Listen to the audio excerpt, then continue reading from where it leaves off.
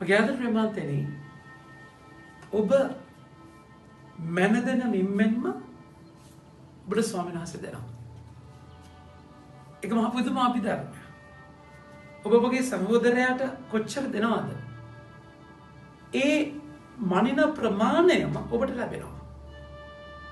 ඒ කියන්නේ ස්වර්ගයේ ඔබ ජීවිතයේ ස්වාමීන් වහන්සේගෙන් උපය ගන්න ඉතිරි කරගන්න දේ තමයි ඔබ දෙන දේ.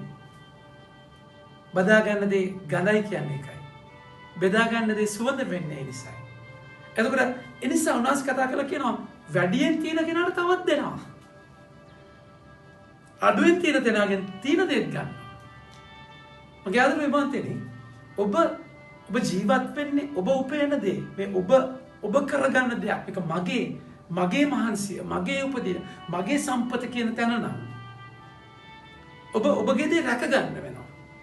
හැබැයි ඔබ දන්නවා නම් මේක ස්වාමීන් වහන්සේ සම්බන්ධකම හරහා ඔබ තවත් මිදි වැලට බද්ධ වුණු අත්තක් නම් ඒ අත්තේ පළදරන ඵල අයිති අනිත් අයට.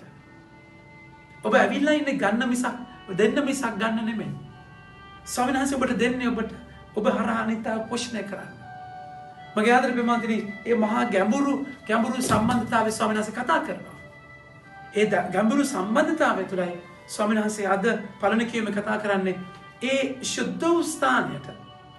උන්වහන්සේගේ ලේවල බලයෙන් උන්වහන්සේගේ ලේවලින් අපි ඒ අතිශුද්ධ ස්ථානයට ගිහිල්ලා තියෙනවා.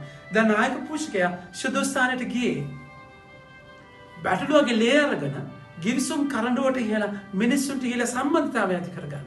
අද වචනේ කියනවා එබැවින් සහෝදරවරුනි උන්වහන්සේගේ යාගික රුධිර හේතු කොටගෙන ශුද්ධ ස්ථානයට ඇතුළු වීමට අපට නිදහස තිබේ. ඒතර මොකද්ද මේ ශුද්ධ ස්ථානය?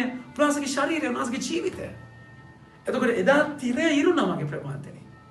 තිරය ඉරුණා වගේ ස්වාමීන් වහන්සේව ඉරුණේ. ස්වාමීන් වහන්සේගේ තුවාල හරහා ඔබ මම ගැලවීම ලැබුවේ. ඒ තුවාල තමයි දොරටුවක් වුණේ උන්වහන්සේගේ ජීවිතයට ඇතුළු වෙන්න. ඒ ලේ තමයි වන්තිය වුණේ ඒ දොර මිල ගෙවන්න මරණයට ගෙවන. ඒ සම්බන්ධතාවය තුළ අද වචනේ කතා කරලා කියනවා. එනිසා එබැවින් අපි නපුරු හෘද සාක්ෂියකින් පවිත්‍ර කරන ලැබූ සිද්ද පිරිසිදු වතුරෙන් දෝවනය කළ ශරීරද ඇතිව අවංක සිතක් හා ඒකාන්ත ඇතහීමේ සහතිකයද ඇතිව දෙවියන් වහන්සේ වෙත ළඟා දෙමු. පොරොන්දුව දුන් තැනන් වහන්සේ විශ්වාසවන්ත බැවින් අප පිළිගත් බලාපොරොත්තුවෙහි නොසෙල්වී ස්ථීරව පිහිටා සිටිමු. ස්ථිරව ඉන්න. තවද ප්‍රේමයට හා යහපත් ක්‍රියාවලට අන්‍යයන් පොළඹවන පිණිස එකිනෙකා ගැන සලකමු. ඒ නිසා තමයි අපි මනින මිම්ම වැදගත් වෙන්නේ. අපි අනිත් කෙනාට දෙන දේ වැදගත් වෙන්නේ.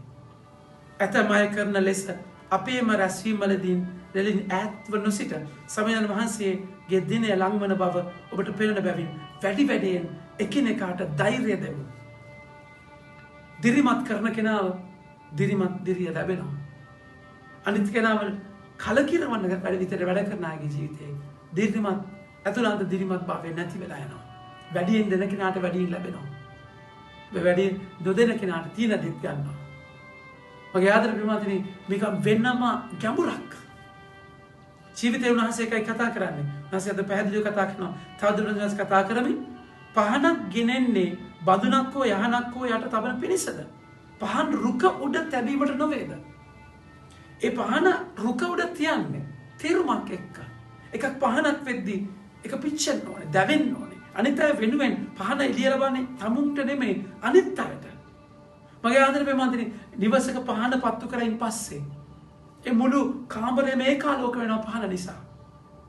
එතකොට ඒකාලෝක වෙද්දී අපි කාමරේට ගියාම අනේ ලස්සන පහනක් කියලා නෙමෙයි බලන්නේ. අපි ලයිට් එක නෙමෙයි බලන්නේ. ලයිට් එක දාලා තියෙද්දි අනිත් ඒවල් අපි විඳින්නේ. අනිත් ඒවල් ඒ ලයිට් එක නිසා දකින අනිත් දේවල් අපි දකින්න ගන්නවා. ඒ වගේ ඔබ ජීවිතේ උන්වහන්සේ පහන් රුකක් මත තියන්නේ ඔබව ඉලිපෙන්න නෙමෙයි ඔබ හරහා අනිත් අයට එළිය වෙන්න.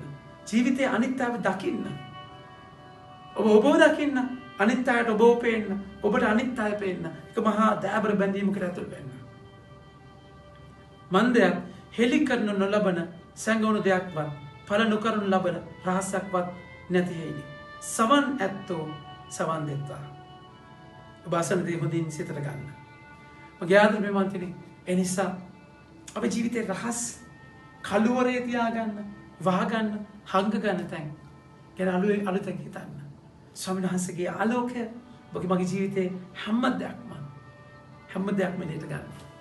ඒ නිසා අපි පැහැදිලි එකයි වචනේ කතා කරලා කියන්නේ එබැවින් අප පිළිගත් එබැවින් අපි නිර්දෝෂ හෘද සාක්ෂියක් එක්ක හෘද සාක්ෂියකින් එබැවින් අපි නපුරු හෘද සාක්ෂියකින් පවිත්‍ර කරනු ලැබූ සිද්ධ පිරිසිදු වතුර දෝවනය කළ ශරීරයක් ඇතිව අවංක සිතක් ඒකාන්ත ඇදවීමේ සහතිකයක් ඇතිව දෙවියන් වහන්සේ වෙත ළඟා වෙමු.